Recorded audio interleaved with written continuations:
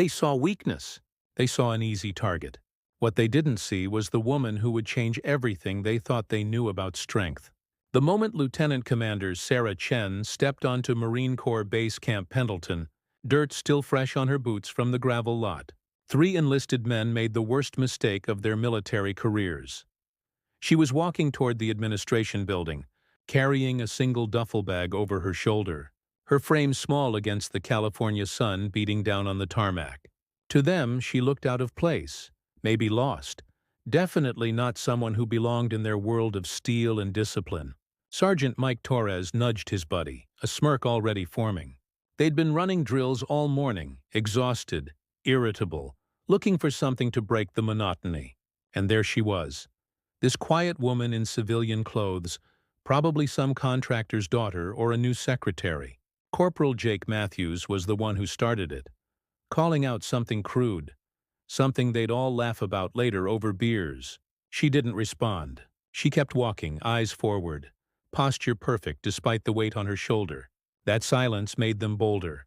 Private First Class Devon Wright jogged ahead, deliberately stepping into her path. The collision was quick, harsh. Her bag hit the ground, contents spilling across the hot asphalt. She stumbled but didn't fall. For a moment nobody moved.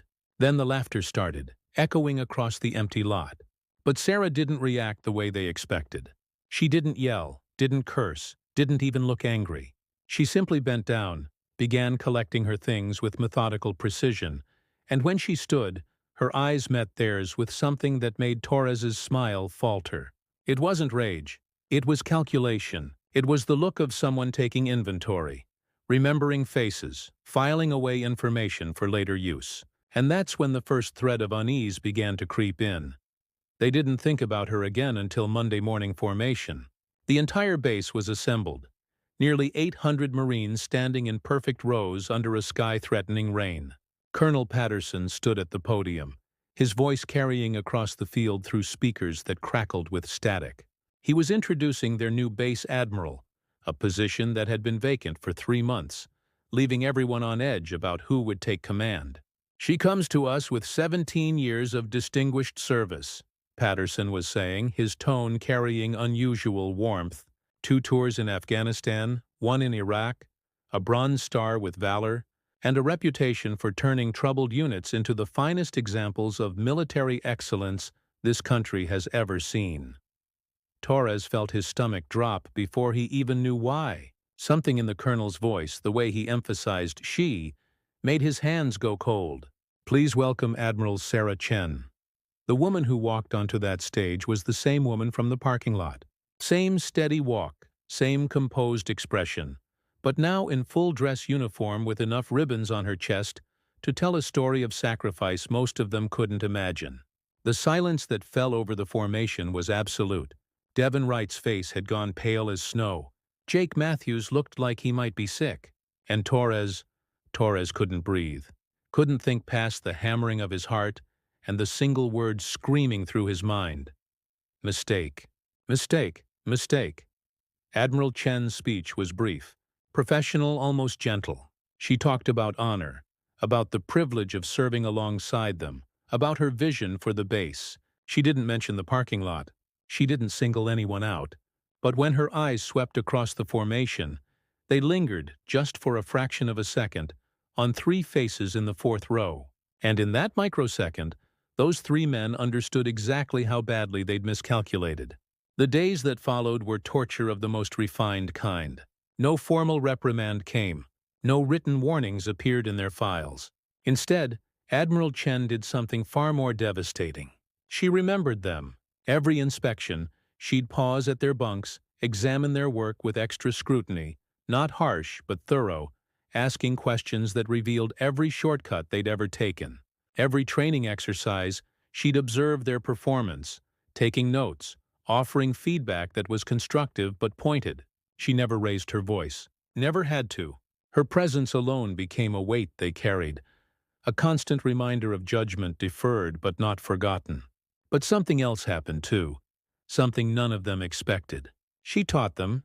When Torres screwed up a tactical assessment during war games, she pulled him aside, not to berate him, but to walk through his thinking. showing him where his logic had failed and why it mattered in real combat situations.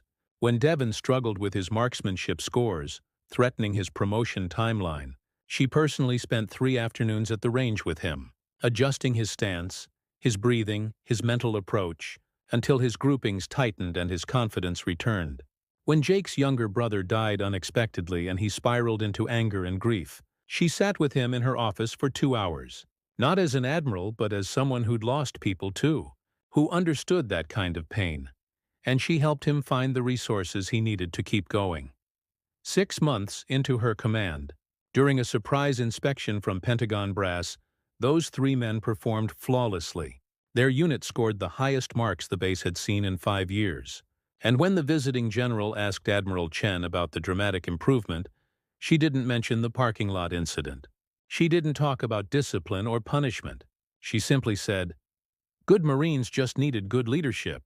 They had it in them all along." That night, Torres found himself standing outside her office, knuckles poised to knock, heart pounding for entirely different reasons than it had 6 months ago. When she called him in, he couldn't meet her eyes at first. The apology he'd rehearsed 100 times stuck in his throat. But she waited, patient, until he finally managed to say what he'd needed to say since that first day. "I was wrong, ma'am. About everything. About you. About what strength looks like. About what it means to be a leader." Admiral Chen was quiet for a moment. Then she smiled, small but genuine. "Sergeant Torres, you know what I saw in that parking lot? 3 young men having a bad day, making a stupid choice, but not bad men. I've been in this uniform long enough to know the difference." She stood, moved around her desk, and extended her hand. "You've proven me right. All 3 of you have. That's all I ever wanted." He shook her hand, fighting the burning in his eyes, and for the first time since that terrible day, he felt the weight lift. She'd knocked them down in the only way that mattered, not with punishment, but with the unbearable kindness of seeing their potential when they couldn't see it themselves. And in doing so, she'd built them back up into the Marines they'd always been meant to be. Sometimes the strongest person in the room isn't the one who strikes back. Sometimes it's the one who knows that real power lies in transformation, in taking someone's worst moment and turning it into their path toward becoming something better. Admiral Sarah Chen understood that truth, and 3 young Marines would spend the rest of their careers proving she'd been right to believe in them. That's the kind of leader worth following. That's the kind of strength that changes lives.